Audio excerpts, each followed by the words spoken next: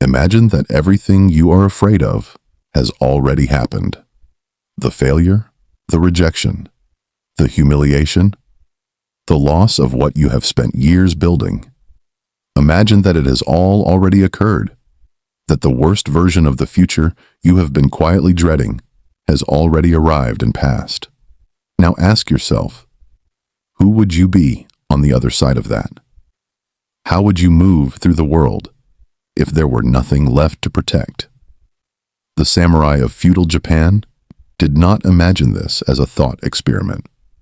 They practiced it as a discipline, and what they discovered changed not only how they fought, but how they lived, how they spoke, how they made decisions, and what kind of men they became in the space between birth and death. Chapter 1. The man with nothing left to lose his name was Marcus. He was 37 years old, and he was the kind of man who had built his life with extreme care. Not reckless care, not obsessive care, but the particular careful intentionality of someone who had grown up with very little and had decided, early and firmly, that the experience of scarcity would never define him again. He had worked 12 years in the same company, rising to a senior position that came with a title he had wanted for most of his adult life. He owned an apartment. He maintained a small but reliable social circle. He did not take unnecessary risks. He did not say things that might cost him relationships he had worked to build. He was, in the language of modern ambition, playing a long game. What Marcus did not fully understand was that his carefulness had become its own kind of prison. He had been so focused on not losing what he had built that he had quietly stopped building anything. He had opinions about his industry that he never voiced in meetings because the politics were complex. He had a business idea he had been refining in private for 4 years that he had never shown to anyone, because showing it meant it could be rejected, and rejection of the idea felt, at some level, he had never quite examined, like rejection of the self. He had a relationship that had been quietly failing for 2 years that he had not ended and hadn't genuinely tried to save, because both actions required him to admit something he was not ready to admit. Marcus was not living carefully. He was living defensively. And there is a profound difference between the two that the samurai understood with a clarity that cuts through centuries. The thing about a defensive life is that it feels, from the inside, like prudence. It presents itself as wisdom, as patience, as the responsible management of limited resources. It borrows the language of strategy and calls hesitation planning. It calls silence discretion. It calls fear risk assessment.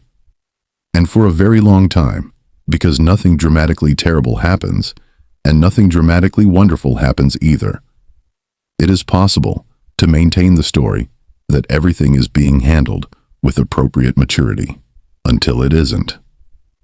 Until the event arrives that removes the story and leaves only the reality.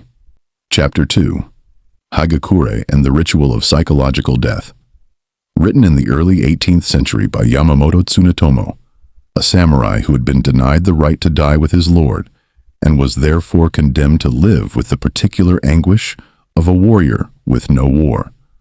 Hagakure is one of the strangest and most misunderstood documents in the history of philosophy. Its opening declaration is one that most modern readers encounter and immediately attempt to soften, to contextualize, to make more comfortable.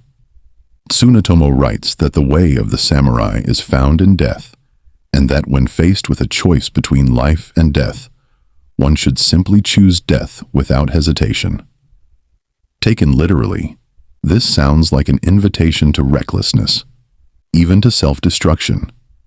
Taken in its proper philosophical context, it is something far more demanding and far more liberating than anything recklessness could offer. What Tsunetomo was describing was not the preference for physical death over physical survival. He was describing a practice of psychological completion. Each morning, the samurai was instructed to meditate on the specific circumstances of his own dying. not to dwell there in despair, not to cultivate morbidity, but to fully inhabit the imaginative reality of his death until the fear of it dissolved into familiarity. Until death became not the feared thing waiting at the end, but a constant companion in the present, changing the texture of every decision, every action, every word spoken. The samurai who had genuinely completed this meditation was a man who had nothing to protect, not because he did not value his life, but because he had already given it up. He had already died in the interior sense, and therefore what remained of his actual living days was something different. It was something freer.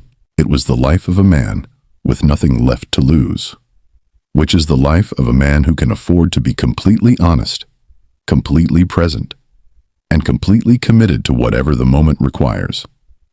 This is what Tsunetomo called the second life, the life lived after the psychological death of the fear-driven self. It is not a metaphor in the decorative sense. It was a documented, practiced, systematic method for the transformation of the interior life of a warrior. And though the context was feudal Japan, the problem it was designed to solve, the problem of a person paralyzed by the need to protect his constructed identity, is not a problem that ended with the samurai. It is, if anything, the defining psychological condition of modern life. Chapter 3. The Ego That Must Die. Seppuku was the ritualized act by which a samurai took his own life to preserve his honor, typically in the face of defeat, capture, or disgrace. In the modern understanding, shaped by Western interpretations, it is often read as an act of shame or desperation, a last resort chosen because no other options remained. But within the Bushido framework, seppuku had a meaning that went far deeper than desperation. It was understood as an act of absolute sovereignty. It was the ultimate assertion that a man's interior life, his integrity, his alignment with his values, was more real and more permanent than any external circumstance, including survival itself. The samurai who performed seppuku was not choosing death over life. He was choosing authenticity over the performance of a life that no longer had genuine meaning. The psychological principle embedded in this ritual, stripped of its historical specificity and examined as pure philosophy, is one of the most powerful ideas in the entire tradition of human thought about how to live. It is this: the constructed self, the self that has been built from accumulated approval, from the opinions of others, from the stories we tell about who we are and what we deserve and what we are capable of. This self is not the real self. It is a layer, an armor, a social technology. And like all technologies, it can become obsolete. It can become the thing that protects you from harm, and also from life. The ego, in this philosophical sense, is the sum of everything you are afraid to lose. And the samurai tradition says, with great seriousness and without apology, that the path to genuine freedom requires the willingness to lose all of it. Not literally, not permanently, but in the practice, in the daily discipline of releasing your grip on the constructed identity and allowing yourself to exist, even briefly, as something prior to all the roles and protections you have assembled around the actual self. This is the psychological seppuku that Hagakure points toward. Not the destruction of the person, but the ritualized, deliberate, disciplined death of the ego's tyranny over the person. The samurai, who had practiced this, who had genuinely sat with the dissolution of everything he was afraid of losing until that dissolution felt not like annihilation but like relief. That samurai was free in a way that cannot be taken away by external circumstances. His freedom did not depend on outcomes. It did not depend on the opinions of others, or the success of his plans, or the preservation of his reputation. It depended on nothing outside himself, because the self he was protecting had already been surrendered. Chapter 4. The Architecture of Fear. Marcus's world contracted in a period of about 3 months. His company underwent a significant restructuring. and he survived the first round of layoffs, but understood, with the precise internal radar that people who have spent years reading organizational politics develop, that the second round would be different. His relationship ended, not dramatically, but with the particular finality of two people who had been politely waiting for one of them to have the courage to say what both already knew.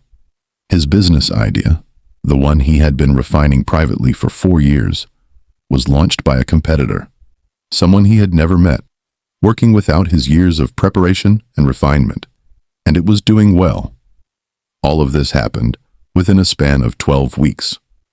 Not catastrophically, not in a way that made headlines or generated drama, simply in the quiet, unstoppable way that life reasserts itself when you have been declining to engage with it directly.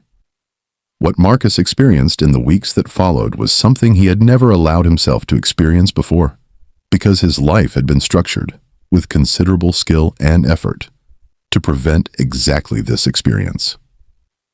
He experienced the thing he had been afraid of, not a version of it, not a manageable approximation, but the actual experience of having the structures that defined him either threatened or removed.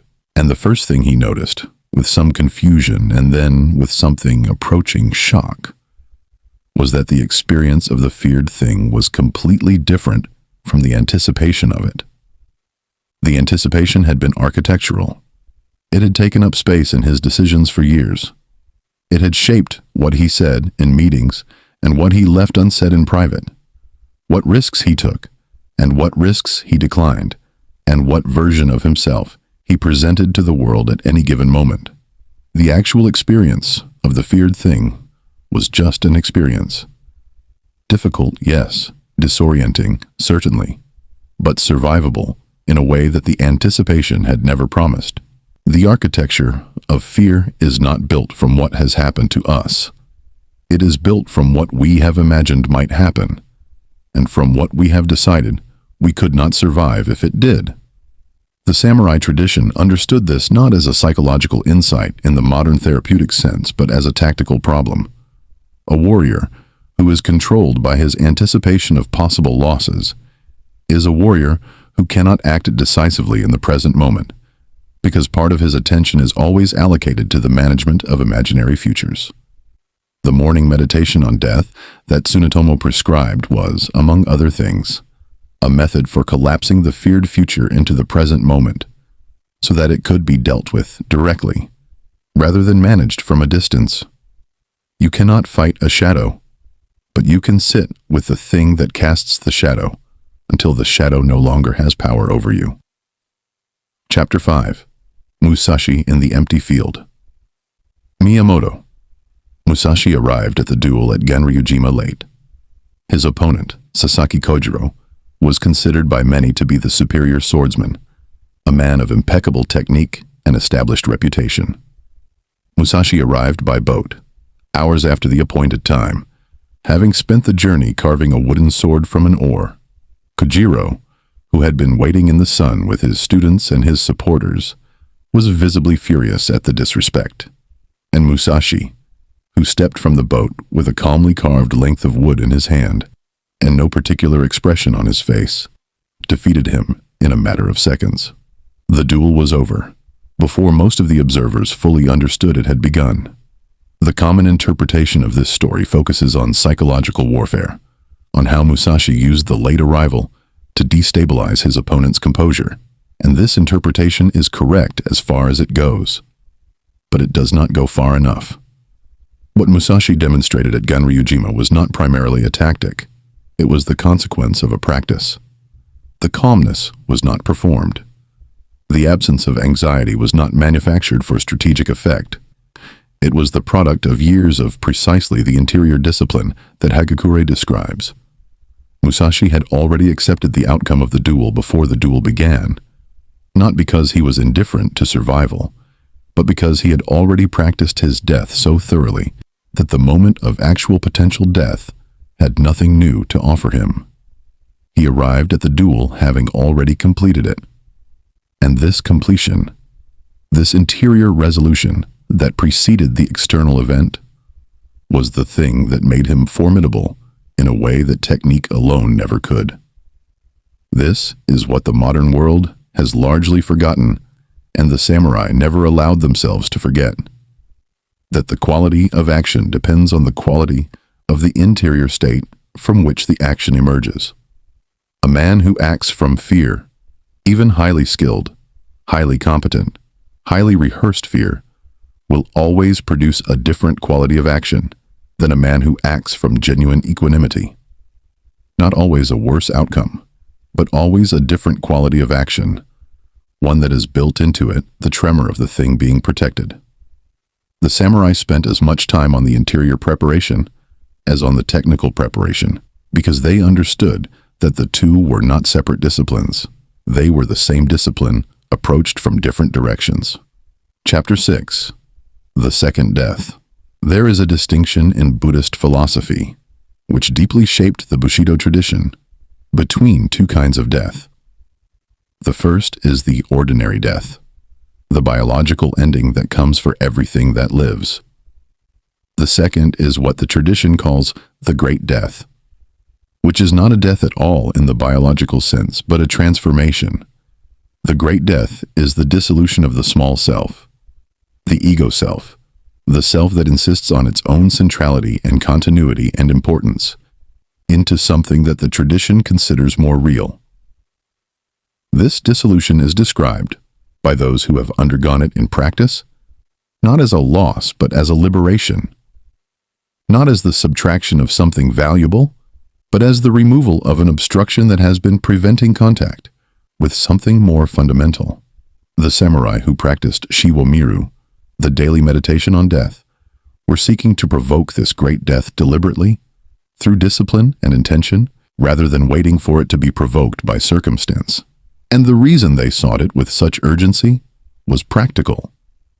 A warrior who has undergone the great death in practice, who has genuinely released his attachment to the continuation of the constructed self, is capable of a quality of action that is simply not available to a warrior who has not. He can tell the truth in a moment, when lying would be strategically advantageous, because he has no strategic self left to protect. He can hold to his values in a moment, when abandoning them would produce a better external outcome, because he is no longer primarily oriented toward external outcomes. He can act with full commitment in a situation of genuine uncertainty, because he has already accepted every possible result, including the most painful ones. Marcus began to understand this through a conversation he did not plan to have. 3 weeks after his relationship ended, he called his former partner with the intention of clarifying something practical, a logistical matter about property. But something in the conversation shifted, in the way that conversations sometimes shift, when the stakes have been definitively settled and there is nothing left to negotiate. And he said something he had never said in 2 years of relationship. He told the truth about what had happened between them, not a managed version of the truth, not the version that protected his account of events, but what he actually believed had occurred, and what his actual role in it had been. It took about 4 minutes. She said very little in response. And when he put the phone down, he felt something he could not immediately name. It was not relief exactly, and it was not grief exactly. It was closer to the sensation of putting down something heavy that you have been carrying for so long you forgot you were carrying it. Chapter 7. The Clearing. Zen Buddhism teaches the concept of mushin, which translates roughly as no mind, though the translation loses something essential in the passage from one language to another. Mushin is not the absence of thought. It is not blankness or vacancy or the suppression of mental activity. It is the state of mind in which thought occurs without the ego's interference, without the constant commentary and evaluation and self-referential noise that the constructed self generates in order to maintain its own sense of importance and continuity. It is the mind cleared of the debris of identity, operating with a directness and precision that is simply not available when the ego is fully engaged in its ongoing project of self-management. The samurai who cultivated mushin through Zen practice and through the disciplines of their craft, the sword, the bow, the tea ceremony, the calligraphy, were not seeking to become blank. They were seeking to become clear. There is a profound difference. Blankness is passive. Clarity is intensely alive. The archer in mushin is not disengaged from the arrow or the target.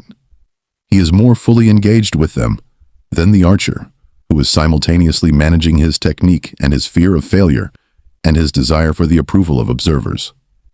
The thought arises, the body responds, the action occurs, and the thinking self that would ordinarily insert itself between these three things and slow everything down is temporarily absent. What remains is pure function. The body knowing what it knows without the interference of the self that is afraid of what happens if the body fails. This state is not accessible on demand, and the samurai tradition never claimed it was. It is the product of sustained, disciplined practice over years, and the practice is not the practice of meditation or martial arts specifically. It is the practice of repeatedly releasing the ego's need to control outcomes. Each time the samurai completed the morning meditation on his own death and rose to face the day already surrendered, already released, he was doing the specific interior work that made mushin possible not only in formal practice but in the unpredictable situations that actual life produces. He was building the habit of release, the habit of being present to what is, rather than what the ego needs the situation to be. Chapter 8. What the constructed self is protecting. Marcus spent a weekend alone in a way he had not allowed himself to spend time since his early 20s, before the career had its shape and the apartment and the social obligations and all the other furniture of the life he had assembled. He did not plan the weekend. He did not make lists or set intentions, or follow any of the productivity architectures he had used for years to manage his time and therefore his experience of himself. He simply existed in his apartment for 2 days, with no particular agenda, and what emerged from that unstructured time was not, as he had half feared, depression or paralysis or existential despair. And what emerged was a quality of attention he had forgotten was available to him. He noticed things he had not noticed in years, the quality of light in the late afternoon, the particular texture of silence in a room without ambient noise, the way his own mind moved when it was not directed toward a task. And in that quality of attention, something became visible that had not been visible in the managed busyness of his normal life. He began to see, with some clarity, what his constructed self had actually been protecting. Not his achievements, not his reputation, not the material things he had accumulated, though these were what the story told. What the constructed self had been protecting, with years of careful management and risk assessment and defensive positioning, was a much older and much simpler thing. It was the belief that if the structures fell away, if the career and the identity and the story of steady upward progress were removed, there would not be enough left. That the self beneath the construction was insufficient. That he, without his accumulated credentials and relationships and demonstrable competence, was not quite adequate to the experience of being alive. The samurai tradition addresses this specific fear with a directness that is almost brutal. Not with reassurance, not with the promise that you are enough, not with the therapeutic language of self-worth. It addresses it by saying, yes, the constructed self is insufficient. It was always insufficient because it was always incomplete. It was assembled from externals and it depends on externals. And when the externals shift, as they always eventually do, it will crack. This is not a tragedy. This is the opportunity. Because beneath the construction, beneath the accumulated identity, there is something the Zen tradition calls Buddha nature, and the Bushido tradition calls the warrior's original face. And this something is not insufficient. It is not vulnerable to external conditions. It cannot be promoted or demoted or rejected or made redundant.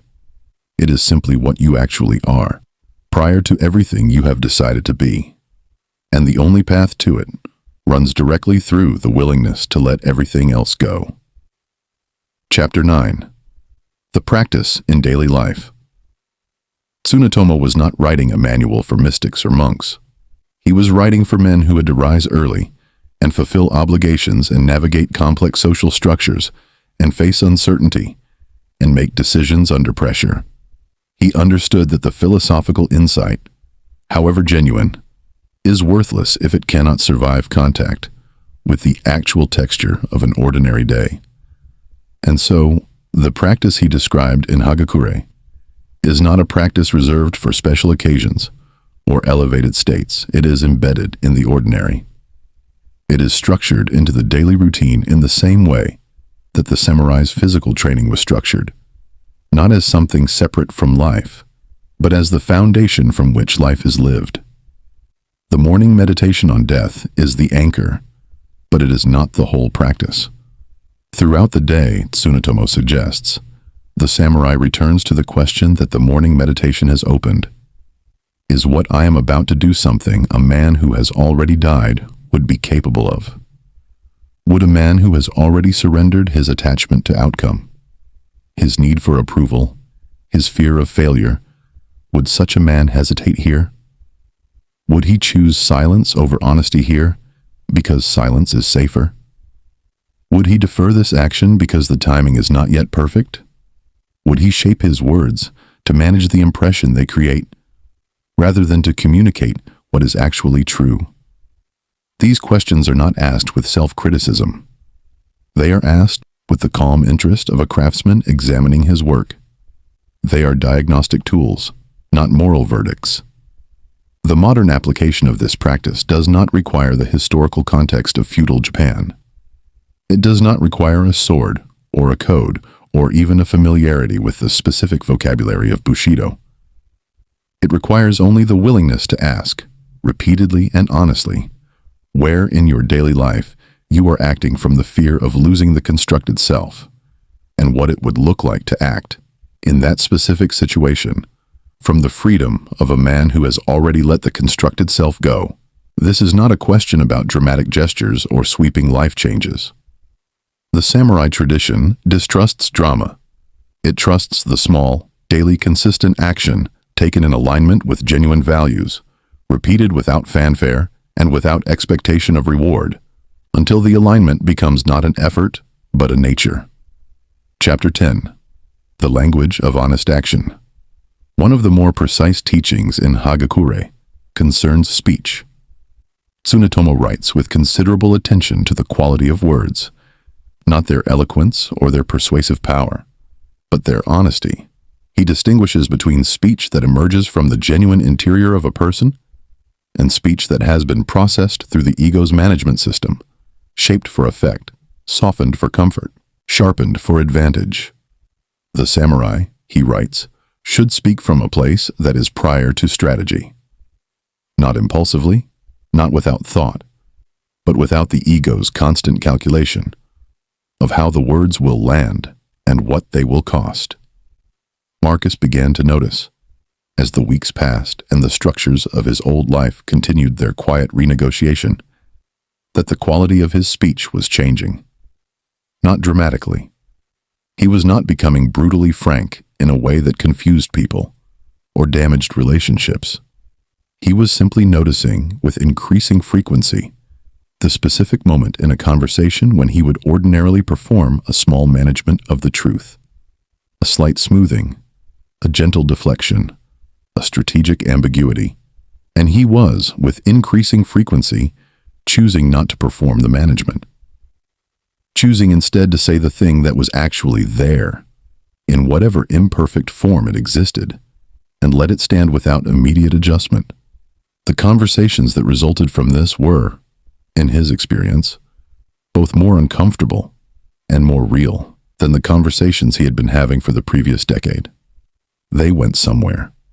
They produced actual information about actual situations. They changed things.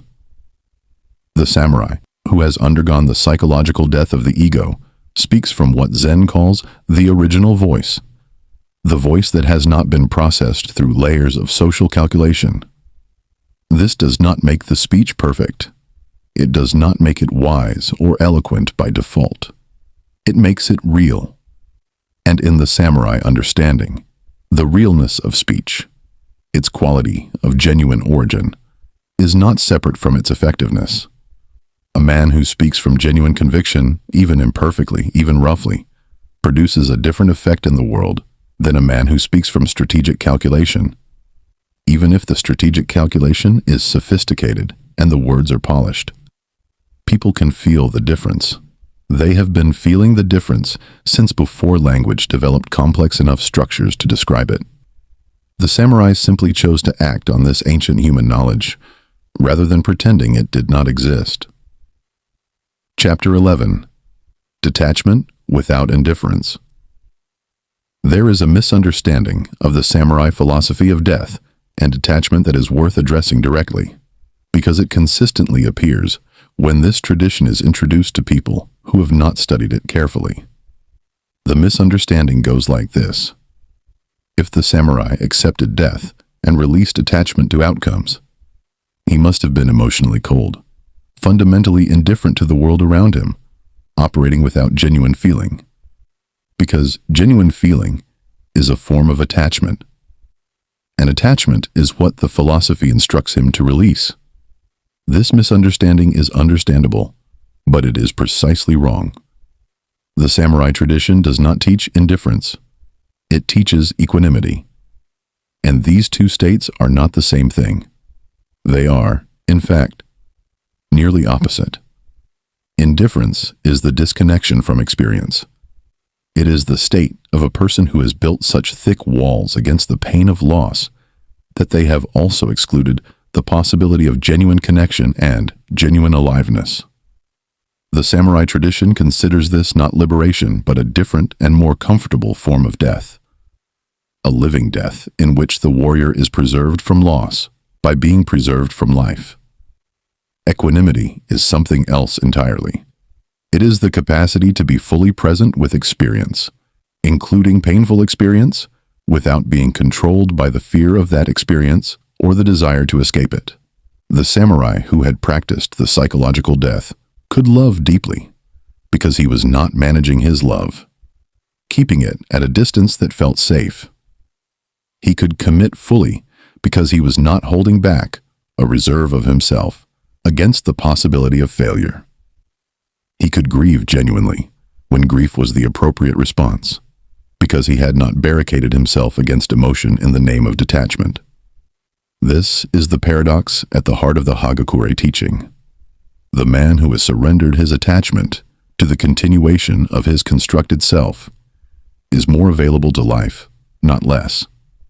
He is more available to relationship, to beauty, to the actual texture of experience, because he is no longer using those things as material for the ongoing project of identity management. He encounters them directly. He lets them be what they are, rather than what he needs them to be. And this encounter, unmediated by the ego's constant translation of experience into material for self-construction, is what the samurai tradition calls real living.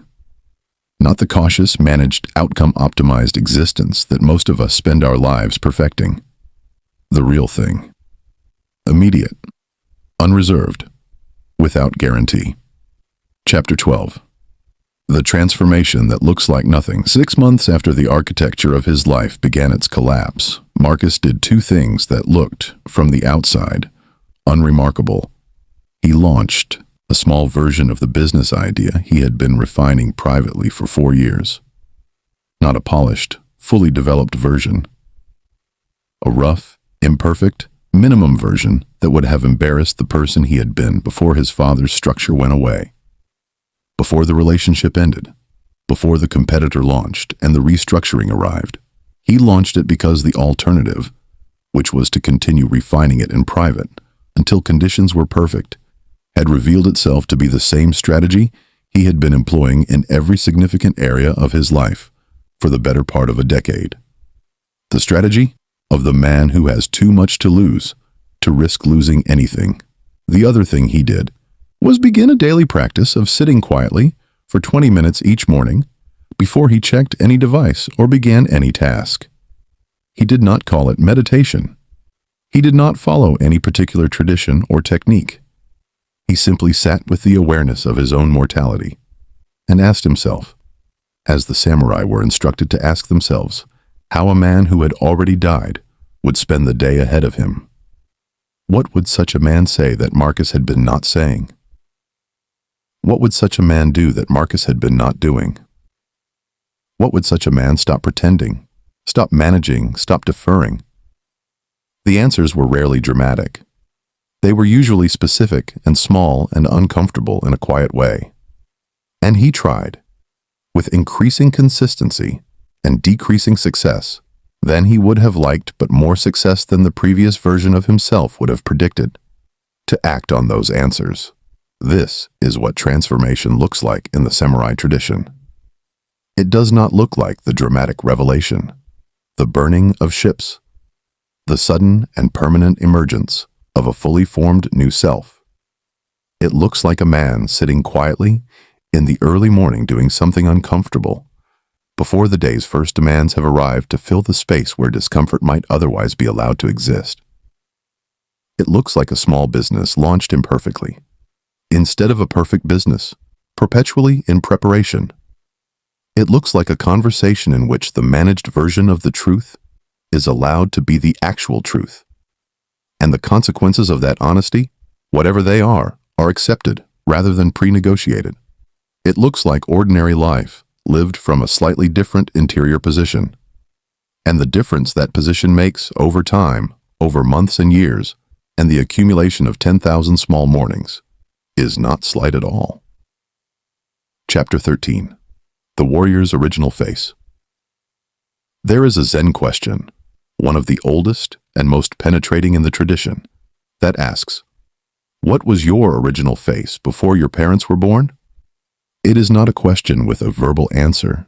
It is a question designed to point the practitioner towards something that exists prior to identity, prior to memory, prior to the accumulated experience and decision and conditioning that has produced the person you currently identify as yourself. The samurai who studied Zen alongside the sword encountered this question not as an abstraction, but as a daily confrontation, because the warrior who is going to encounter death with any form of genuine composure must have some relationship with the self that exists beneath the identity.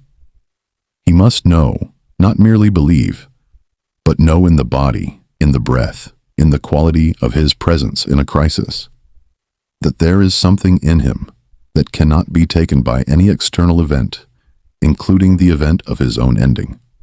Musashi understood this. His final days in the cave on Mount Iwato, where he wrote Dokudo and painted and sat in silence, were not the retirement of a man who had exhausted himself fighting and sought rest. They were the completion of a life's practice.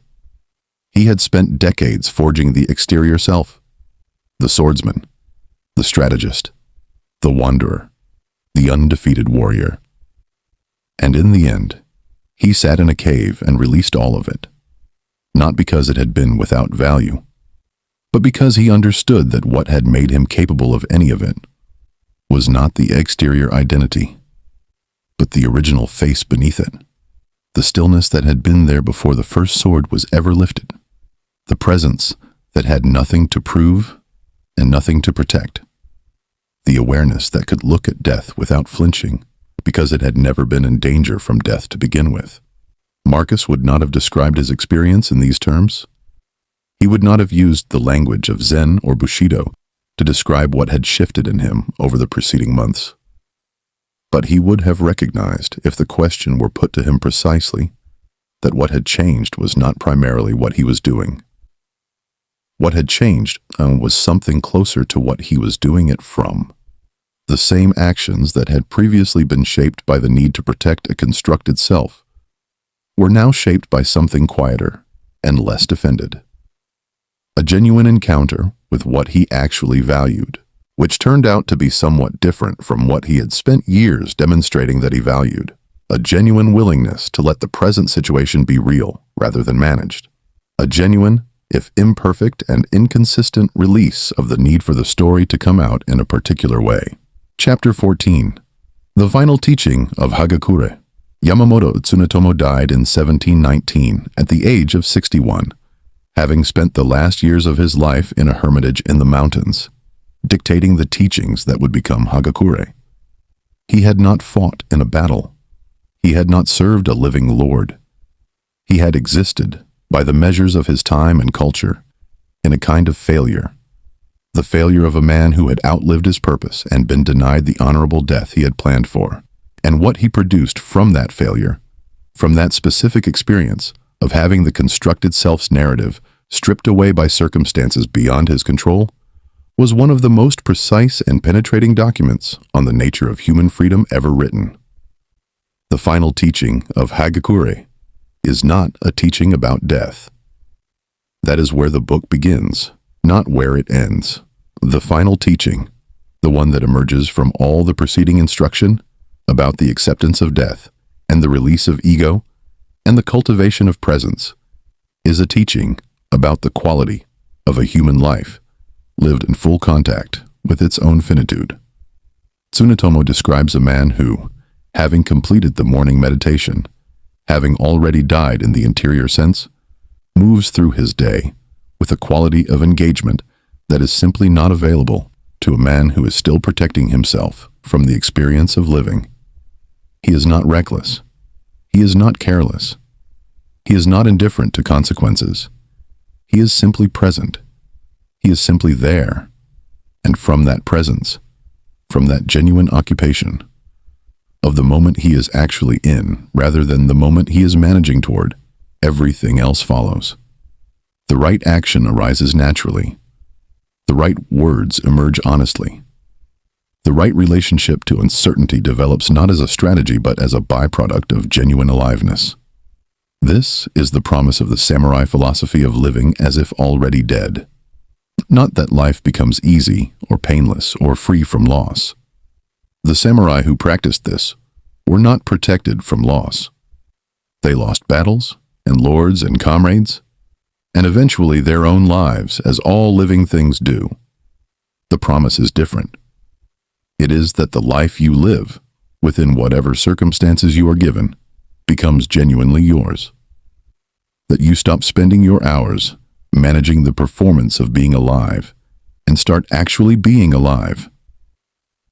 That the question, what would a man who has nothing left to protect do in this moment, becomes a practice, and then a habit, and then, slowly and without drama, a nature. The samurai rose before dawn, not because the schedule required it, but because the practice required it. Not because they were disciplined in the modern sense of disciplined, not because they had optimized their morning routine for maximum output, but because the early morning, in its particular quality of silence and darkness, was when the practice was most honest.